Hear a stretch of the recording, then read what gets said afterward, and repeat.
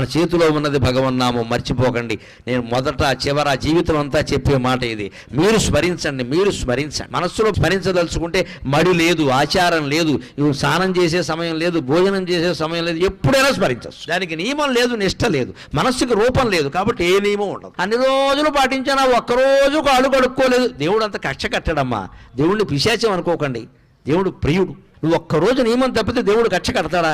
అలా అయితే దేవుడు అవుతాడా? అంతగా మనకు బాధ అనిపించింది అనుకో, అమ్మా ఏదో పొరపాటు చేశానమ్మా అని అమ్మవారి దగ్గర చెబితే క్షమించదా? ఆవిడ తల్లి అండి. భగవంతుడి దగ్గర భయం ఉండకూడదు, ఎప్పుడు హాయిగా చనువు ఉండాలి, ఒళ్ళో కూర్చునేలా ఉండాలి. గద, శంఖం, చక్రం, ఈ ఆయుధాలన్నీ వెనకాల వచ్చాయంటే నువ్వు నారాయణాయ నమః, ఓం నమో నారాయణాయ, ఓం నమః శివాయ, శ్రీమాత్రే నమః ఇలా ఏదో ఒకటి చెప్పిస్తూ ఉంటే సర్వాయుధాలు త్రిశూలం సహా నీ వెనకాల తిరుగుతూ ఉంటాయి. నీ జోలికి ఎవ్వడు రాడు, నీ ఇంటి జోలికి ఎవ్వడు రాడు, నీ భార్యా పిల్లల జోలికి ఎవ్వడు రాడు. వస్తే మటాష్, తిరుగులేదు ఇంకా.